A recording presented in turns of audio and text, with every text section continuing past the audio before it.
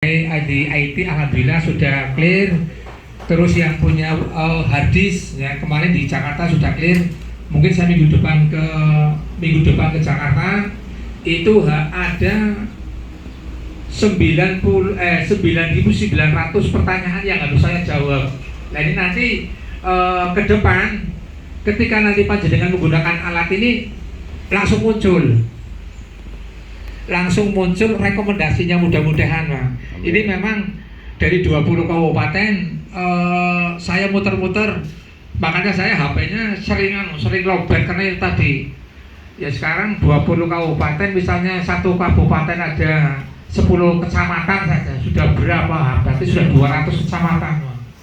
Makanya ya alternatifnya itu nanti, dan alhamdulillah kita sudah kolaborasi dengan orang Amerika dan orang India, dan mudah-mudahan bulan depan sudah ada alatnya Pak. Sehingga ketika jenengan mau misalnya 5 cm berapa, terus nanti 10 cm berapa, 15 cm berapa, nanti insya Allah ada ya. Cuma kalau yang alat ini memang boleh dikatakan sangat spesifik ya. Insya Allah bulan depan.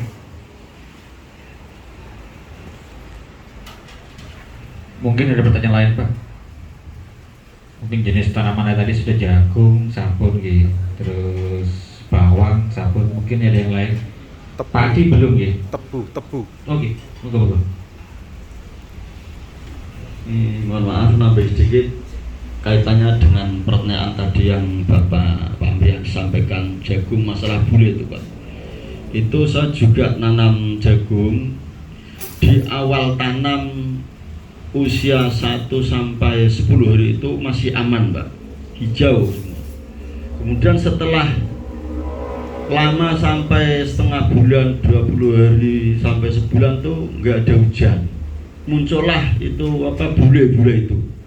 Nah, itu kan di awal padahal kan aman Pak. Itu kenapa setelah berjalannya waktu kok lama-lama bule itu Pak? Apakah memang kurang siram tanaman air hujan atau gimana? Mau dijelaskan? Ini pertanyaan paling bagus ini. Jadi gini Pak, untuk semua sebetulnya nggak terlalu banyak air Pak ya, khusus jagung ya. Sebetulnya jagung ini di lahan gunung kami banyak jagung Pak, yang bisa dikatakan hujan di Madura ini sangat-sangat kecil sekali. Itu kami belum pernah menemukan bule, karena mohon maaf di situ kayak fosfat Pak ya. Di tambang kami luas 727 itu saya perbolehkan penambang rakyat itu untuk bercocok tanam. Di situ ada jagung, ada singkong, ada serikaya. Itu gak pernah kena bule Pak. Kenapa? Dampaknya proses bakteri itu kan tergantung ketahanannya bibit. Sebetulnya jenengan bibitnya sudah bagus itu. Yang jelas bule itu bukan karena faktor iklim, bukan karena faktor air hujan. Bule itu murni dari tanah atau organik yang tidak terurai. Mungkin itu dulu Pak. Jadi perlakuannya sama. Jadi pertama kalau jenengan coba nggak usah banyak Pak, jenengan trial berapa satu kotak gitu, jenengan terapkan dengan dihambur fosfat selama 3 bulan, jangan ditanam, selanjutnya baru tanam Pak. Ini ada video Lampung, ada ke daerah Sumatera, kebetulan salah kirim, yang harusnya kirim granul saya kirim tepung, mereka hambur mungkin 7,5 hektar. Hasilnya sama kayak granul Pak, cuma kami nggak bisa merekomendasi ya, karena dari beberapa tanaman itu yang paling optimal dengan penggunaan hanya di fosfat. Mungkin ada pertanyaan lain Pak? Oh siap. Mohon maaf nambah lagi ini walaupun waktunya sudah 2:30 nih. Ini pertanyaan selanjutnya adalah, saya sudah mikir dari rumah tadi Pak, ini kaitannya dengan pertanian, tapi pertanyaan saya di luar tanaman jagung, padi dan selanjutnya tadi yang disampaikan, pertanyaan saya adalah ini masalah tanaman petani porang, Pak. Nah, itu saya termasuk salah satu belajar petani porang di Kecamatan Ringinarum. Saya kira orang-orang yang dari sini mungkin baru 1-2 orang yang tanam atau mungkin tidak tahu masalah porang. Jadi ini Bapak, ini tanaman porang itu Pak ya. Itu dulu saya buka di Facebook, masalah harga porang itu 1 kilo ada yang 10.000, 8.000, 5.000, bahkan sampai sekarang tidak laku 3.000 sampai sekarang.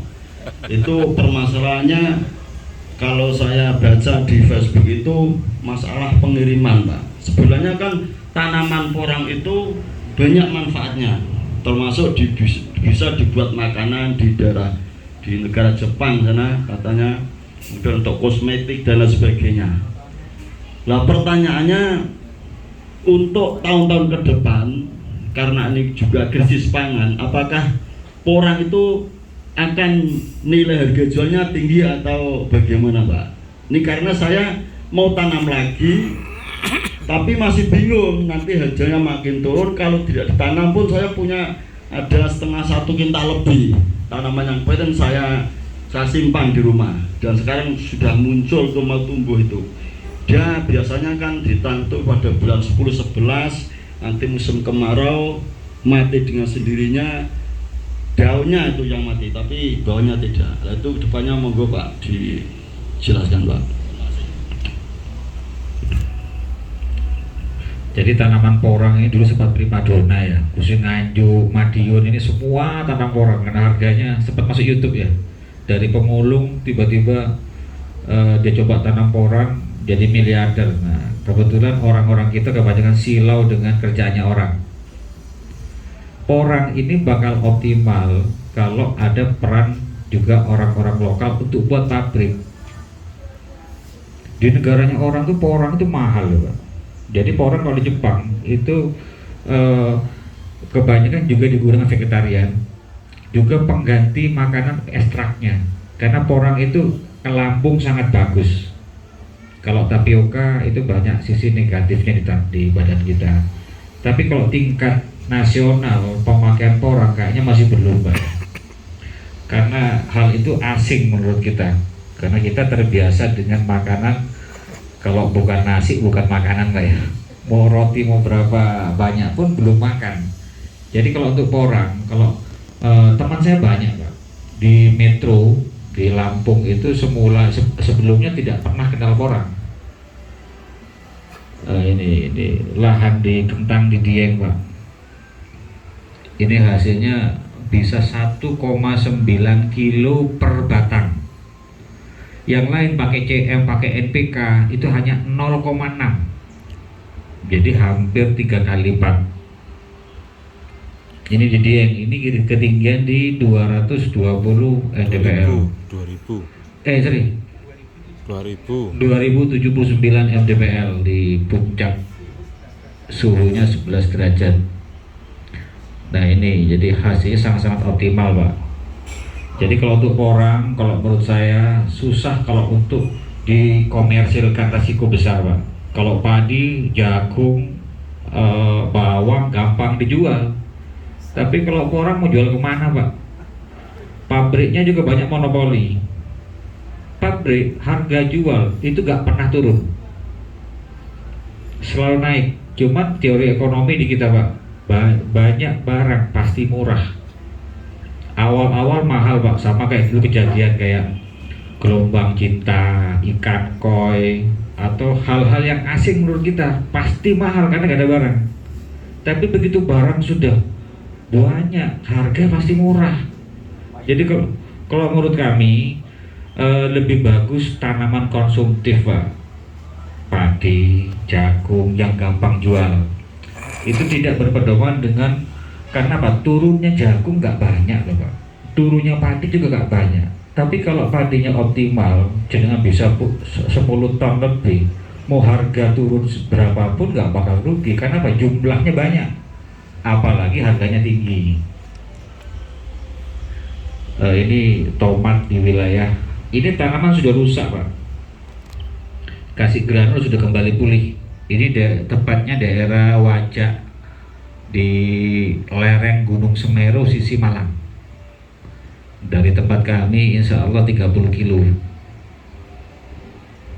Oke, mohon maaf suaranya Quran nggak ada ini. Mungkin ada pertanyaan lain Pak sebelum kami tutup. Mohon maaf. Siap. Assalamualaikum warahmatullahi wabarakatuh. Nama saya Abdul Qadim dari Kedung Gading. Yang saya mau tanyakan yaitu kalau tadi dari Bapak Dokter Salman, nah itu insya Allah mau mengawal kita dari hilir sampai dari hulu sampai nah ini memang Pak, petani kita ini kadang-kadang memang kadang nanam jagung itu ya, itu jagung sudah mulai menua, itu belum sampai dipotong bawahnya ada tanamin lagi Pak, ada tanamin lagi, tumpang sari istilahnya. Itu kan petani nggak tahu ngertinya bagus saja, padahal itu kan bakteri kan belum habis kan. Nah makanya bagaimana untuk pengawalan dari tim-tim ini agar petani-petani kita bisa produksi pertaniannya dengan sebaik-baiknya. Karena kalau saya lihat petani-petani kita Indonesia ini kayaknya hidup sendiri-sendiri Pak. Artinya hidup sendiri-sendiri itu ya yang awal tidak ada. Kalau istilahnya nanti panen itu juga yang awal tidak ada, ya adanya cuma nasib-nasib saja Pak. Nah itu pertanyaan saya, bagaimana untuk pengawalan ini, coba saya minta jawabannya. Terima kasih. Wassalamualaikum warahmatullahi wabarakatuh.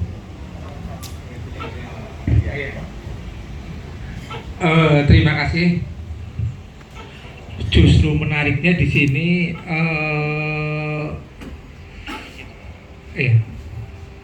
kita mulai dari awal itu kita kawal Pak. Mulai dari penanaman awal sampai pendampingan sampai bahkan sampai pasca panen. Jadi tidak tidak langsung misalnya ya sebenarnya kita jujur aja memang jualan fosfat tadi, tapi kita kawal mulai dari awal Pak.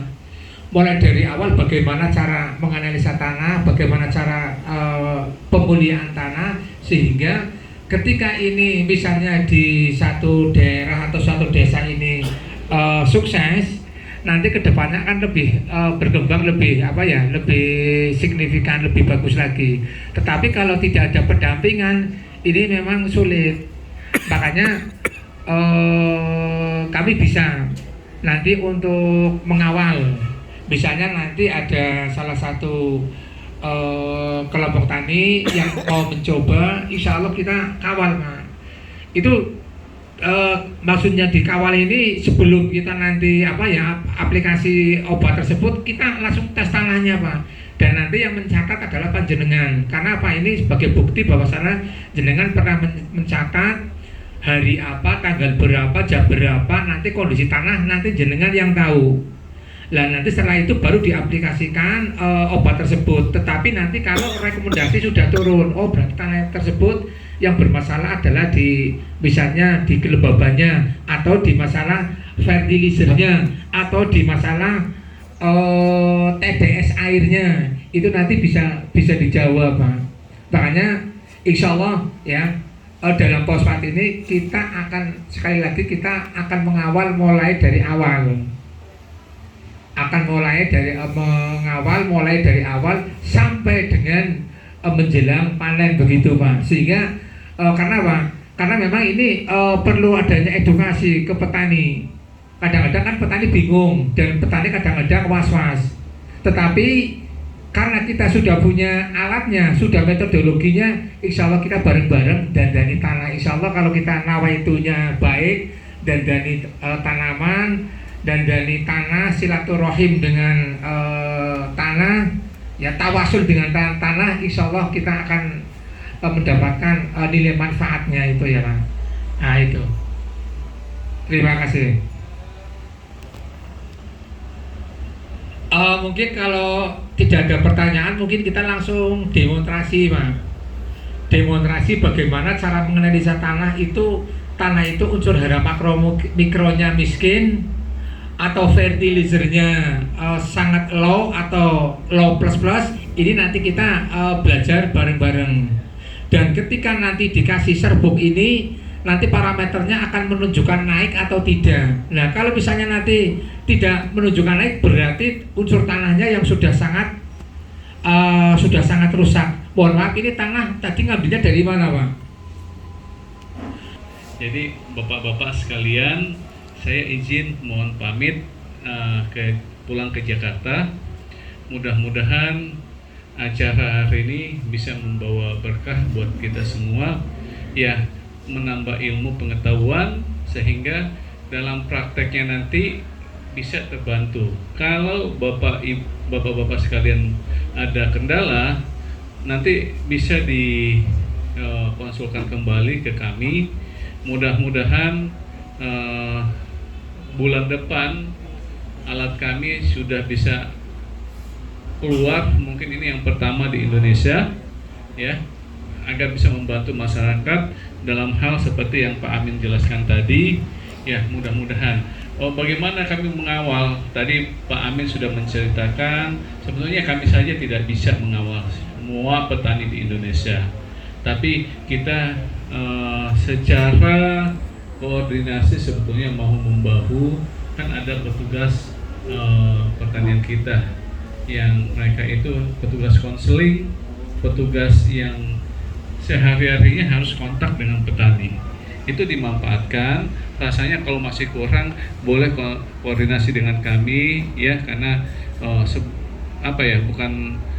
kalau ada masalah sebanyak mungkin kita konsul dengan pendekatan yang berbasis pengetahuan, insya Allah itu akan membantu. Jadi itu harapan kami ke depan. Mari kita bertani itu nggak bisa seperti dulu lagi. Kita bertani apa adanya, kita lahir di bertani, kita bertani nggak mengenal ilmu pengetahuan, nggak bisa. Sekarang ayo kita bertani secara modern. Bertani secara modern supaya apa? Lagi-lagi tadi tanah kita itu sudah stres, sudah nggak berfungsi. Tapi kita butuh, kita tidak punya lahan baru, ya. Harusnya dulu dijanjikan kita punya membuka lahan baru sekian, nggak ada. Nah, sekarang apa yang bisa kita lakukan? Lakukan pemanfaatan tanah yang ada dengan cara apa? Dengan memaksimalkan, kembalikan lagi kesuburan tanah. Mudah-mudahan akan memberikan hasil yang optimal kembali. Jadi itu yang bisa saya sampaikan. Mudah-mudahan dengan pertemuan ini kita mendapatkan ilmu, ya, boleh di-share ke teman-teman atau ke masyarakat petani lainnya, karena tidak semua bisa berhadir di sini. Ya, ayo, kalau kita menyebarkan ilmu kita dapat pahala, gitu. Mudah-mudahan kita yang di sini mendapatkan pahala semua, karena kita akan membantu para petani lain untuk memberikan ilmu pengetahuan, gitu. Mudah-mudahan itu menjadi bekal kita di akhirat nanti. Ya, sekali lagi saya ucapkan terima kasih kepada semua yang mendukung acara ini. Mudah-mudahan kita semua juga mendapatkan kebaikan. Amin, amin ya rabbal alamin. Assalamualaikum warahmatullahi wabarakatuh.